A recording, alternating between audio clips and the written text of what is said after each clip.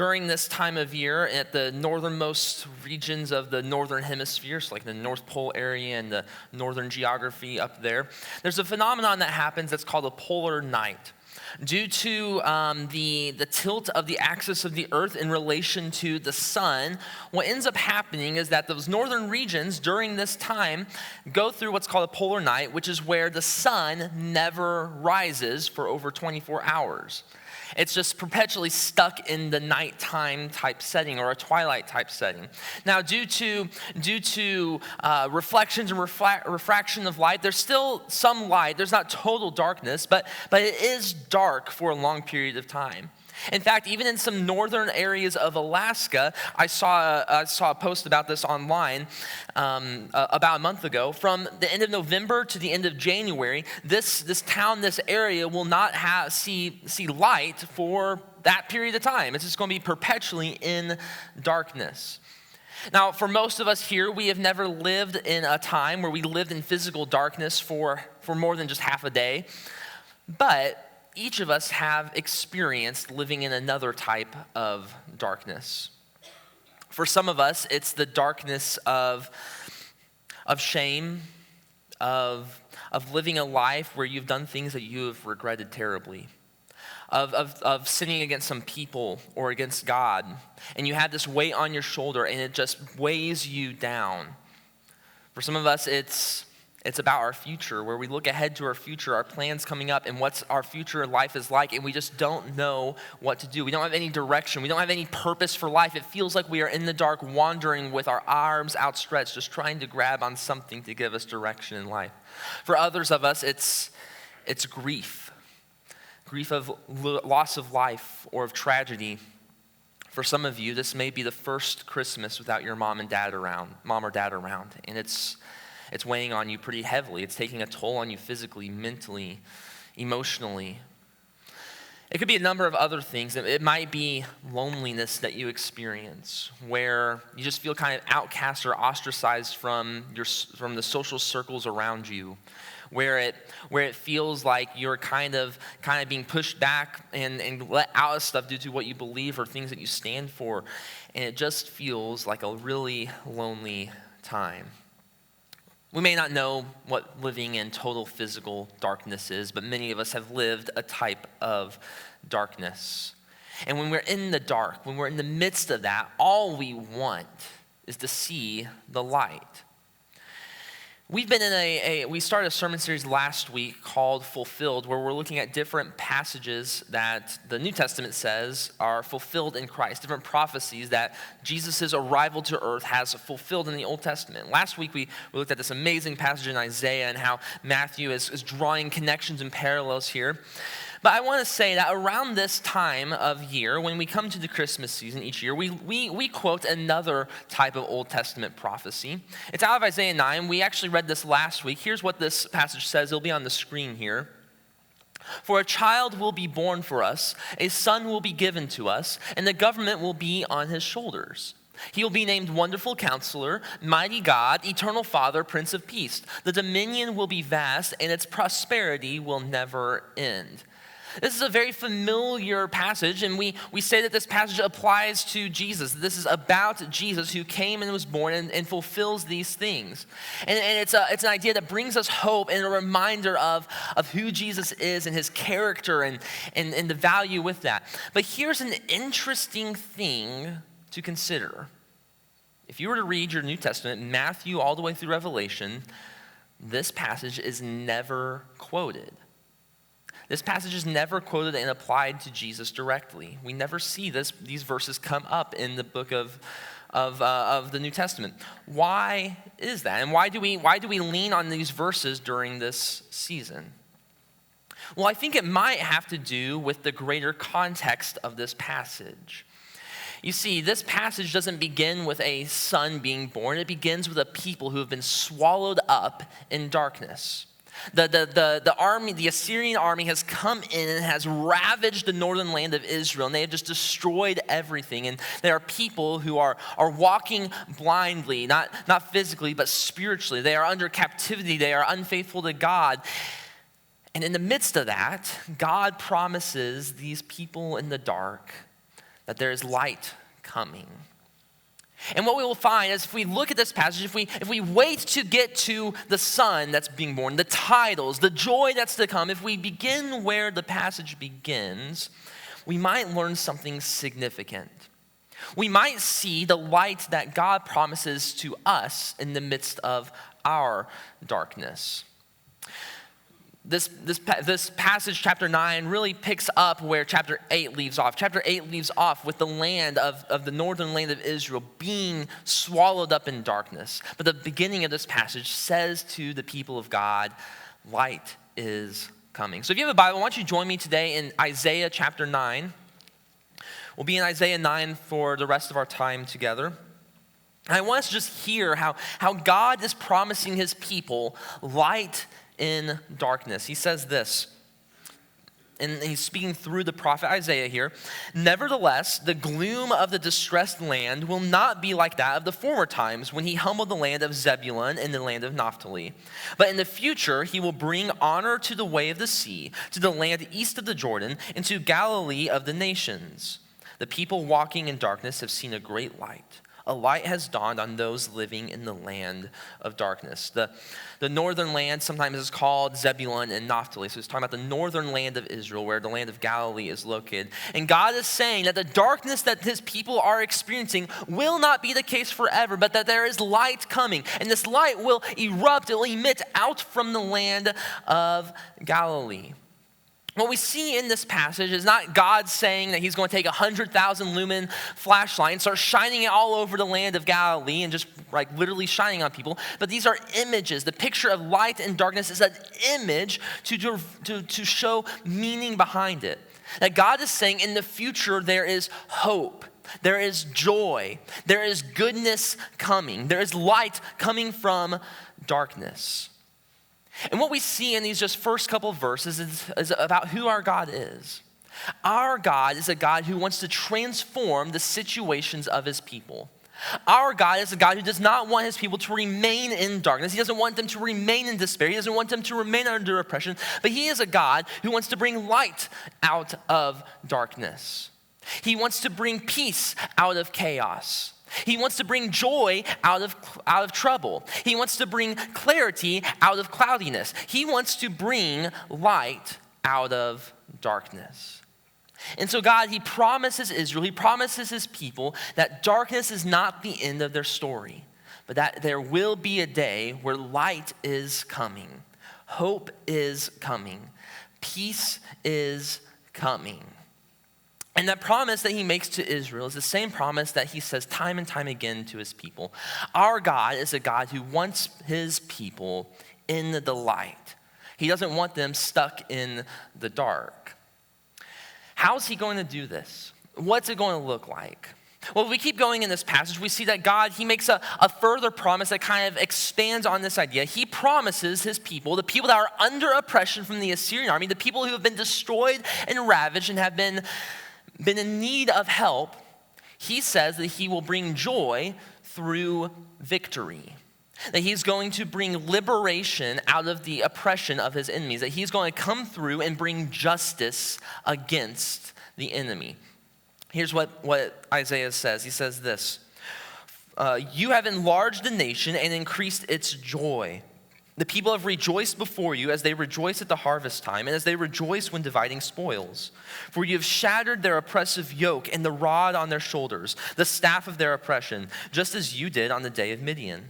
For every trampling boot of battle and the bloody garments of war will be burned as fuel for the fire.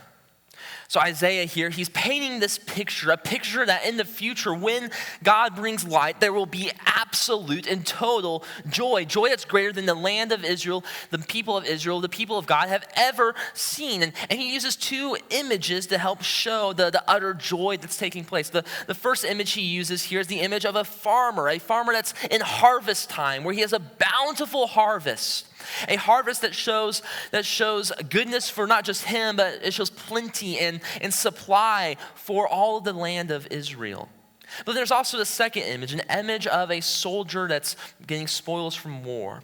This was a common practice where when war took place and a battle was won against a city or a land, what would end up happening is that soldiers would come in and they would look for, they would find, they would take for themselves treasures, and that would be monetary treasures, it would be animals, it would be spoils of a war for the good of their people. And so God is declaring that there is joy coming, overwhelming joy that you have never experienced. How is this going to happen? He's going to bring joy through victory. He's going to destroy the oppression that's happening from the enemies. God is going to bring justice for the wrongdoings committed against his people, which is why he talks about how that the yoke that is placed on them, that the rod that's beating them is going to be destroyed. The yoke's going to be lifted. The burdens of the weight of oppression is going to be taken off their shoulders. And God is saying this to describe his overwhelming victory and his justice against wrongs that have happened against his people. It's going to be overwhelming, just as it was overwhelming whenever he used Gideon in the book of Judges to take over the Midianites and to destroy the Midianites. God does not let oppression stay on his people, but he brings liberation for his people. And he promises that justice will come, victory will come, that they will experience joy once again.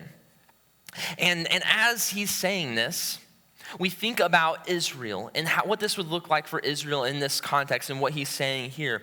For Israel, their enemy was physical. It was literal oppression, that they were under servitude. It wasn't just the Assyrian army, but really this desire, this hope for joy, this hope for liberation was real, because it would happen over and over. That it was the Assyrian army at one point, then it was the Babylonian army, then it was the Persians, then it was the Roman Empire in the first century. And this is a hopeful promise that this is not the end of the story. That they would have justice done to them, that the wrongs committed against them will be righted. And this is a promise that our God says over and over to his people, that there is justice against evil and wrongdoing, that there is liberation from oppressive forces, whether it's physical or whether it's spiritual. So the question that we have to ask as we read these texts today, who is our enemy today? If it's not the Assyrian army, which doesn't exist in the way that it did then.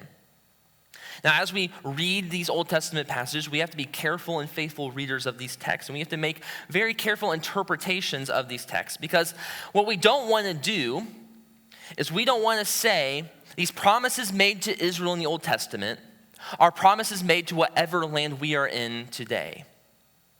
A lot of people will make this interpretive jump and will say the promises made to Israel are the promises made to the United States of America. But that's not being a good, faithful reading of these texts. The United States is very different from the people of Israel. We cannot equate the people of Israel, the people of God, and say that America today and Americans today are the people of God today. Israel was a theocracy, America is not. God declares Israel uniquely as God's chosen people. He doesn't do that for other nations. And so we want to be careful and be good readers of our Bible and not say that these promises that are made in the Old Testament about the land of Israel, about things towards Israel, are not specifically about the land of the United States of America. When we do that, we start to create very serious theological errors, and we can get ourselves into some trouble whenever we start interpreting things. So when we think about our enemies today, and in light of this passage, it's not about the enemies of America. It's not about nations against America. It's not about wars against America or infighting in America. There's something else at play here. So if there are enemies today, and if we're not supposed to equate America to this, what do we do? I think a better parallel here is to say that the church applies what we see in Israel here. You see, on the other side of the cross, on the other side of Jesus' death, burial, and resurrection, the people of God, Israel, has been redefined to be expanded, to be able to include anyone from any ethnicity or any place. The people of God are no longer limited to a certain ethnicity in a certain location, but instead all people from any land, from any tribe, have access to being called one of God's people. So when we see the promises made to Israel in the Old Testament, we gotta be careful not to saying it's about a specific land, but these promises made to Israel can be applied in a sense to the church in some way. So when we talk about enemies of our enemies, our oppression, it's about who are the enemies of the church, of the people of God today. What it simply means is our enemies are what we need rescue from is anything that stands against the reign of our God. It's of anything that gets between God's reign and God's people. And God's people being the church, being Israel in its totality. And so when we think about our enemies today, we can think of a number of other things how this would play out. Like it might be cultural enmity in some way. That maybe before your beliefs, for what you stand for trying to be faithful to our King Jesus and being abiding to his laws and commands, maybe what ends up happening is that you are labeled as a bigot by other people. You're labeled as hate-filled and hateful. Maybe your beliefs are mischaracterized and misinterpreted or are caricature or become a caricature of what they really are as a way to lambast you and attack you for what you believe. Maybe there's times in your life, at your work, at your school, in your home, that maybe there's going to be times where you are pressured to compromise what you believe in order to fit in or to maintain social wellness with people. It might not be that, though. It might be an internal enmity that takes place.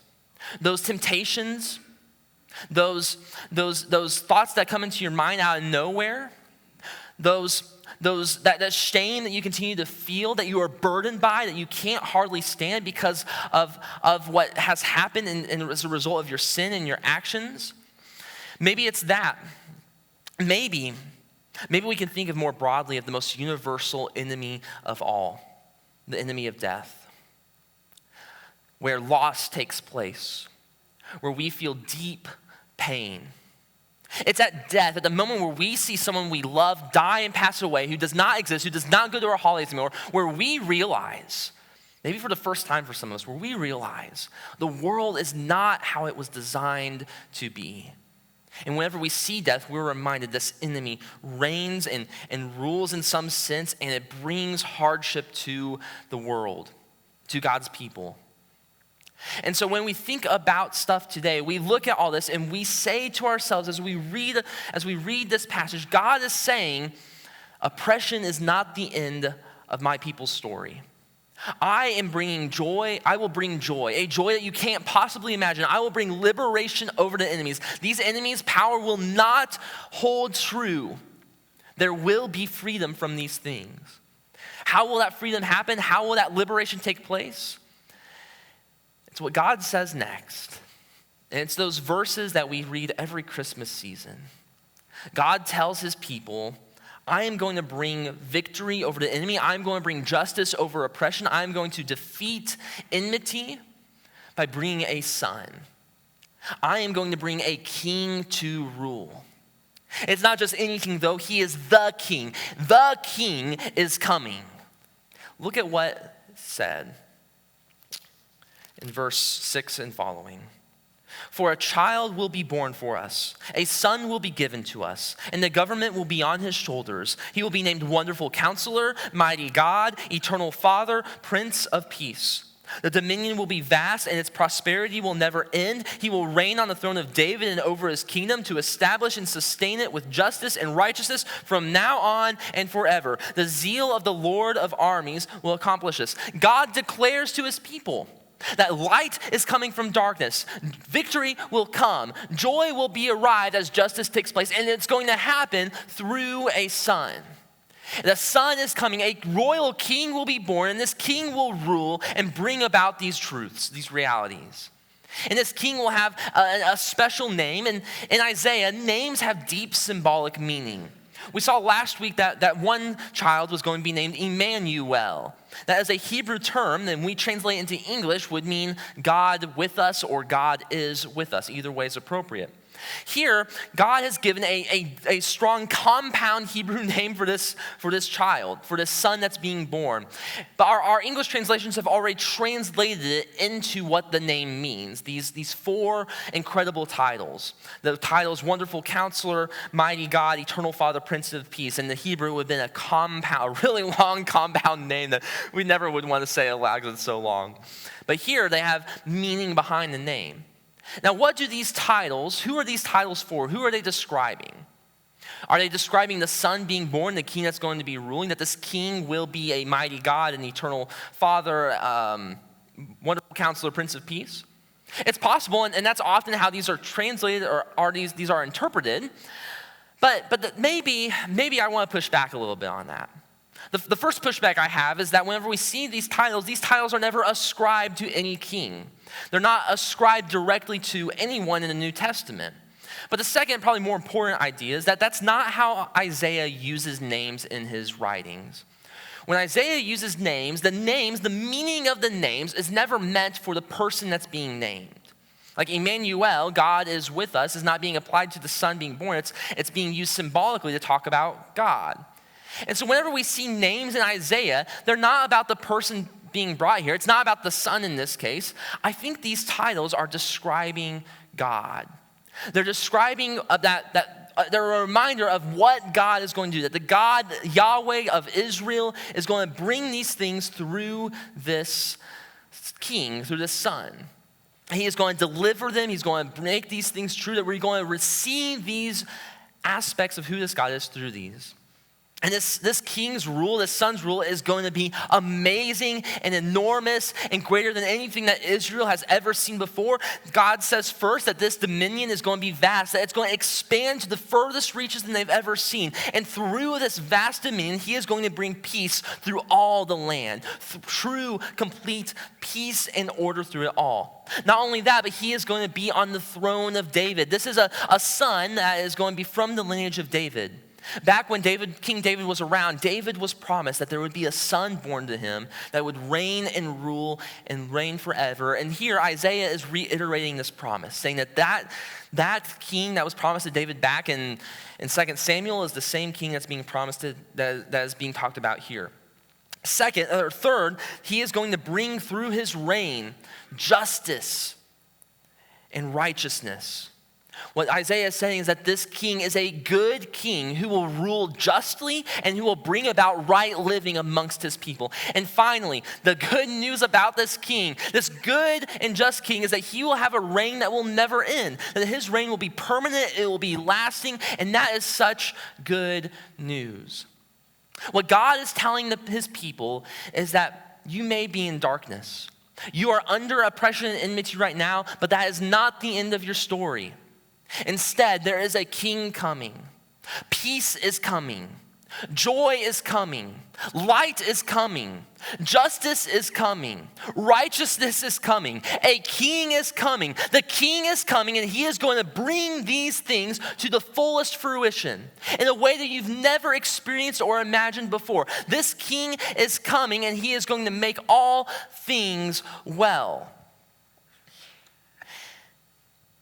And I don't want us to miss the main idea that Isaiah is trying to draw out through bringing about this promised king, through this connection to the rest of this passage. Isaiah is telling us something really significant about who our God is. We could say it in this way. If we go to the next slide. God promises light for people stuck in the dark. God is promising his people that their place where they're at, the darkness that they have been swallowed up by, is not the end, but that through a king, a good king who will live forever, who will reign forever, that light is coming. And the good news that is being promised to God's people is that they will never, ever have to experience an evil ruler come to power again. That this king will never get kicked off his throne, that this king will rule with goodness and justice and peace forever. And for a long time, Israel waited for this prophecy to come true.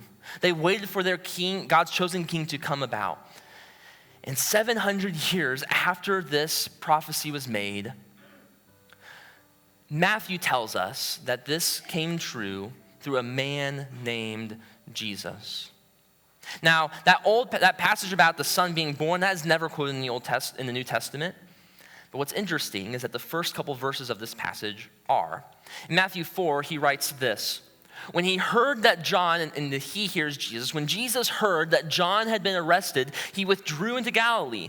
He left Nazareth and went to live in Capernaum by the sea, in the region of Zebulun and Naphtali. This was to fulfill what was spoken through the prophet Isaiah. Land of Zebulun and land of Naphtali, along the road by the sea beyond the Jordan, Galilee of the Gentiles, the people who live in darkness have seen a great light. And for those living in the land of the shadow of death, a light has dawned. Now Matthew's paraphrasing, he's drawing in other ideas in this passage, but he wants us to see that the king has arrived. The king promised in Isaiah 9 has come to fruition, and his name is Jesus. And that through Jesus' life, through his death, through his resurrection, he has proven himself to be this king. A king who will rule perfectly. A king who will rule with justice. A king who will bring victory over enmity. A king who is on the throne from heaven, bringing all things to goodness. Who declares in the next verse, from then on, Jesus began to preach, repent, because the kingdom of heaven has come near. That through this king's reign, the kingdom of God has arrived in our midst. That the promises that were made to Isaiah have been fulfilled. Not in the typological way we saw last week, but in a direct, specific, complete way. That what was said about this king back then has been come to its fullness in the person of Jesus. And so when we talk about this son that's come, that's named Wonderful Counselor, Mighty God, Eternal Father, Prince of Peace, it is certainly appropriate for us to say those during this season about this son who has been born, because that son is certainly Jesus. But may we never strip that passage from the greater message that's being taught to us in Isaiah 9.